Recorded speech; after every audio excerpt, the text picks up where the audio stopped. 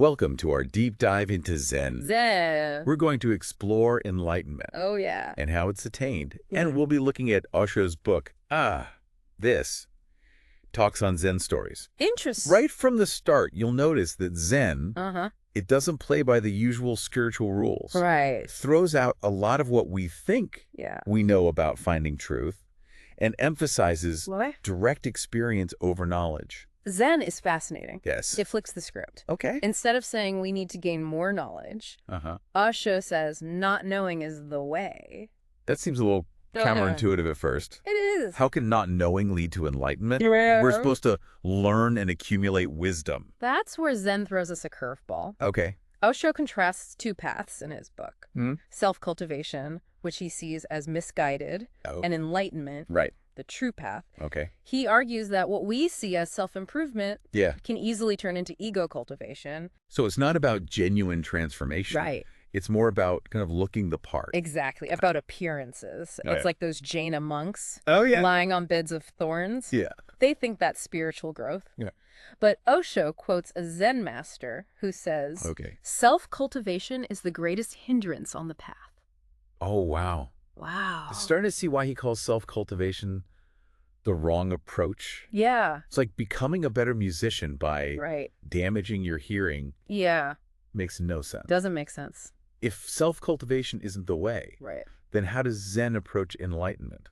This is where Zen gets really interesting. Okay. It's not about following a specific path. Uh-huh. Osho says you're already enlightened. Wait, Yeah. are you saying we're all walking around enlightened That's right. and just don't realize it? Yeah, That's a pretty radical concept. it is. Okay. It's a core tenet of Zen. Go So ahead. think of it like this. If you dreamt you were on the moon, Uh-huh. you wouldn't need a spaceship to get back home when you Mm-mm. woke up, would you? No. You were never actually there. Yeah. Okay. You see? I see the analogy, but Yeah. why all the meditation and practices then? Right. If we're already enlightened, Good question. why does it feel like we have to work so hard? That's where the idea of instant enlightenment comes in. Okay. Osho challenges the traditional view Okay. that enlightenment takes eons. He Right. says it can happen Mhm. in a single moment Mhm. if the conditions are right. Interesting. Yeah. So instead of adding something, Yeah. it's about removing obstacles, Yes. preventing us from seeing what's already there. One of the biggest obstacles Mhm. is our attachment to knowledge Oh. and preconceived notions. Yeah. Osho tells a story Okay. about a woman disciple. Oh, right. She was tasked with contemplating. Yeah, I remember that one. Right. She struggled to apply it every day. Uh-huh. And then she reached enlightenment Yes. while hearing batter hit a pan. It's a great story. Yes. It illustrates how unpredictable enlightenment is. Absolutely. It can arise Yeah. from ordinary experiences. Yeah. It's about approaching truth Right. with childlike wonder, Mm. free from knowledge and expectations. Yeah. Osho says, Okay. knowing is a barrier, not knowing is the door. I'm grappling with this idea of unlearning. Yeah, Seems counterintuitive to discard knowledge right. on the path to enlightenment. He says knowledge is helpful, Okay. but it ultimately becomes a hindrance Okay. because it creates a filter. Oh. We start seeing the world Yeah. through the lens of our knowledge Yeah. instead of experiencing it directly. So to really see, Yes, we need to let go of our notions that's right. and open ourselves up to the present moment. Exactly. And this is where the role of the master Yes. becomes crucial. Right. Absolutely. Yeah. And the master's role isn't about Right. providing answers or teaching. Okay. It's about creating an environment where awakening becomes Yeah. almost effortless. So instead of a gentle guide, Yeah. it's like having someone throw cold water in your face. You could say that. Okay. It's about shaking you out of your slumber, Right. disrupting your thinking. Yeah. The master's not about instilling beliefs. It's about Yeah. creating the conditions Okay. for a shift in consciousness. And once you have that awakening, Right. the master's there to confirm it, Yes. to guide you through this new state of being. That's right. Okay. Yeah. This whole concept Mhm. of already being enlightened, Yeah. it's blowing my mind. It is a paradox. How is this even possible? Well, Osho explains it okay. like this. Right. Our true nature Oh, is already pure awareness, Hmm. but it's obscured Yeah. by layers of conditioning, Funny. beliefs, and attachments. Mhm. So, Like a diamond covered in mud, uh-huh. the diamond's still there. Okay. It just needs to be cleaned. So the process of enlightenment Yeah. is about removing those layers That's right. to reveal our true nature, Exactly. which is already present. And this brings us to another point. Okay. Osho challenges traditional interpretations. Mm-hmm. He says many religions Yeah. have become what he calls life negative. Right. They've misinterpreted Yeah. the Buddha's teaching. He uses the examples of both Jesus and Buddha. Mhm. Their life-affirming messages Yeah. were twisted into doctrines Right. that focused on denying life. Exactly. It's fascinating how those who embraced life Right. could be misinterpreted to encourage Yeah. a rejection of life. Osho says this misinterpretation Sorry. comes from a misunderstanding of the nature of suffering. Okay. He says life Yeah. is a school, a reward. An opportunity for growth. So instead of viewing life as something Hoorah. endure or escape from, Yeah. we should embrace it Exactly. with all its joys and challenges. Osho encourages us Okay. to see every experience as a stepping stone Okay. to enlightenment. Interesting. He even reframes Mhm. work, Okay. which many religions view Yeah. as a burden or a punishment.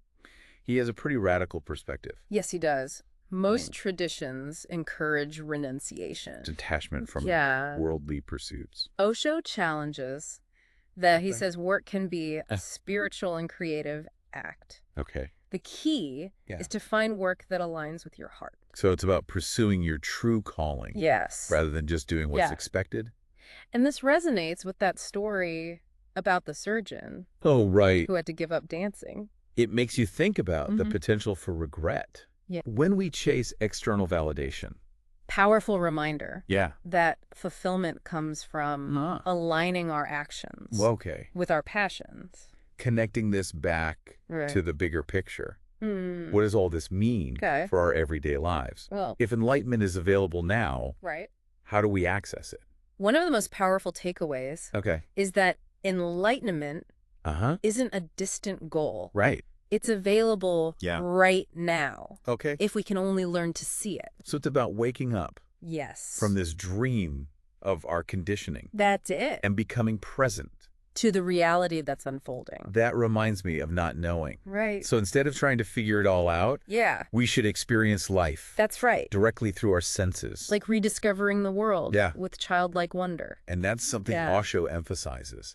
He does. Enlightenment doesn't require That's right. us to renounce the world. Exactly. To live a life of austerity. It's about Right. transforming the mundane. Into the sacred. Osho believed enlightenment could be found anywhere. So it's about bringing awareness Yes. to our work, To our relationship. to all aspects of our lives. It is a revolutionary idea. And speaking of, Yeah. one thing that struck me Mm-hmm. was his emphasis on laughter. Yeah. Interesting. That's not something You don't usually. you associate with spiritual traditions. Mm. Most paths emphasize Yeah. seriousness. Osho had a different approach. Yeah. He saw laughter Mhm. as a powerful tool Mm-hmm. for breaking down Okay. rigid belief systems. It's about lightening up, exactly. not taking ourselves so seriously. When we're too caught up Yeah. in our heads, Right. we miss the humor of life. Yeah. We become attached to our narratives Okay. and miss out on the joy. It makes sense. Yeah. So how does laughter actually help us? Good question. On the path. Osho believed Okay. laughter helps us detach Hmm. from the ego. Hmm. It allows us to see things Yes. from a fresh perspective. Okay. And it disarms the mind. So it's about letting go Yes. of our rigid ideas. And embracing Uh-huh. the mystery of life. That's at the heart of Zen. Surrendering to the present moment. Right. Trusting the process. Letting go of control. Exactly. It's about realizing Okay. we're not the authors of our We're- own story. We're characters. And that brings us back Okay. to the master in Zen. Right. Doesn't quite fit the image of a guru dispensing wisdom.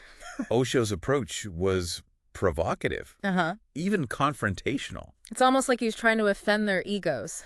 to break down defenses Okay. and expose their true nature. A form of spiritual. Tough love. It's a reminder that Oh. growth requires us Yeah. to step outside our comfort zones. It requires us Yes. to question everything. Osho would agree. So Zen is about Yeah. embracing paradox, It is. unlearning everything we think we know, Right. and surrendering to not knowing. And that brings us back Okay. to the central paradox of Zen. Okay. Enlightenment isn't something we attain. Hmm. It's something we discover. It's already present, It is. waiting to be revealed. It's a treasure. We just need to figure out Yes. how to dig it up. Sometimes it takes a sudden shift Okay. to help us remember Oh. where to start digging. Interesting. It could be laughter, Mm-hmm. a chance encounter, Mm. or even badder, hitting a pan. This has been quite a bit to take in. It has. I think our listener Yeah. may be wondering how all of this Yeah. relates to them. Yeah. Why should they care about Zen Right. and enlightenment? You know, in Yeah. a world that's dominated by Yeah. information overload, Mm. Zen offers a radical alternative. Okay. It says experience is more important than knowledge. Got it. Trust your intuition Yeah. over logic. Okay. And just be, Yeah, good. instead of constantly doing, I feel like that is Yeah. a much needed antidote it is. to the stress. Absolutely. And It's about stripping away Right. the conditioning Yeah. and rediscovering Yeah. that childlike wonder. I think that's something we could all benefit from, Absolutely. regardless of our beliefs. It's about finding peace Yeah. in the present moment. Instead of chasing external validation. Exactly. Zen reminds us Yeah. that the key to happiness Uh-huh. isn't out there. Right. It's within us. That's what Osho emphasizes. Okay. He says enlightenment Yeah. isn't just for monks. It's not about No. escaping the world Right. and living in a cave. Zen encourages us Okay. to engage with the world, to bring awareness to everything we do. So enlightenment Yeah. can happen anywhere. At any time. It's about finding the sacred It is. in the mundane. That's a message that's more relevant now Absolutely. than ever before. We've gone deep Yeah. into Zen and Osho, Deep dive. and I'm left with a question for our listener. A good one. If enlightenment can happen instantly, as Osho says, What's stopping us Oh. from being present? from seeing the truth? Powerful question. It is. All it takes Yeah. is a shift in perspective, Mm. a willingness to let go. And rekindle Yes. that childlike wonder. Maybe the next time you Mhm. hear